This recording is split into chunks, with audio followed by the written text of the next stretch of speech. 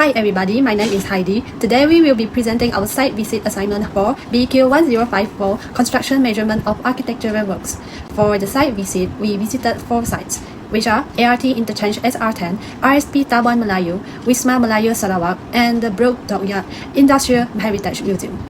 During our site observation, we identified several types of doors and windows, including flush doors, panel doors, sliding windows, and side-hung casement windows, and fixed slit windows.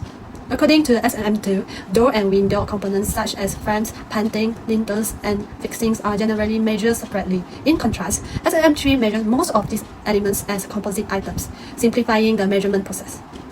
For walls, we observe curtain walls, shear walls, block walls, internal partition walls, and external load-bearing walls. Under SMM2, wall components such as concrete, formwork, reinforcement, framing, and glazing are measured individually with detailed specification. However, SMM3 combines these components into composite items with simpler descriptions. Overall, SMM3 provides a more streamlined approach compared to the more detailed measurement requirements of SMM2.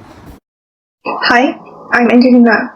For sanitary fittings, we identify standard items like the pedestal water closet, wall-hung wash basin, and pillar tap at the toilet, plus the kitchen sink and kitchen sink tap at the galley, while both SMM2 and SMM3 measure them in numbers. SMM2 requires brackets and rest fittings to be itemized separately, whereas SMM3 simplify them into composite items. For roof coverings and structure at the apartment, we observe the aluminum flat roof covering and supporting frame alongside the main reinforced concrete flat roof slab, waterproofing membrane, and parapet wall. SMM2 strictly itemizes every single component like flashings, formwork, or plaster, while SMM2 utilizes inclusive roofing systems and composite description for upstands. In conclusion, this assignment allows us to observe building elements and various construction stages, making the SMM rule visually clear. We successfully adapted SMM rules from unique marine structure to modern flat roof and managed 4 different locations through high-level teamwork.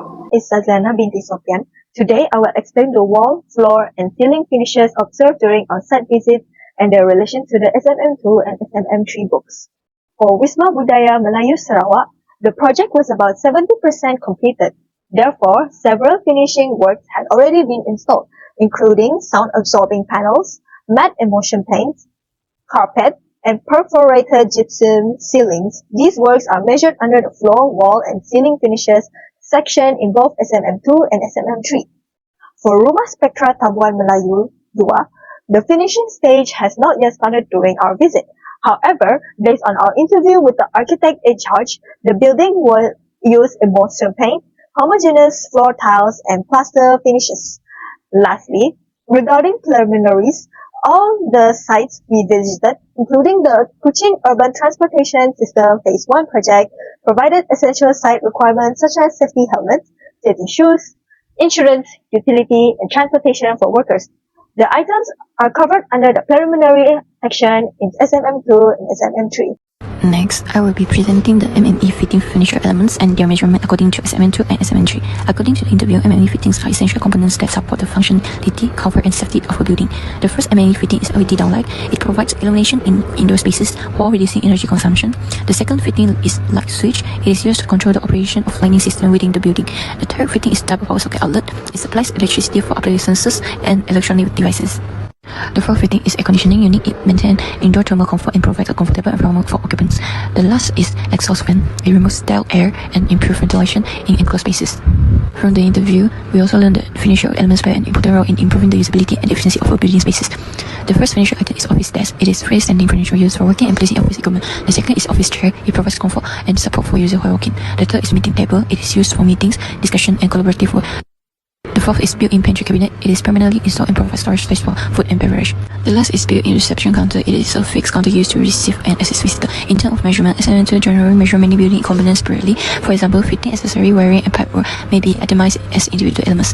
On the other hand, SMM3 adopts a more modern and simplified approach by measuring many items as composite units, where associated components are included within a single item description.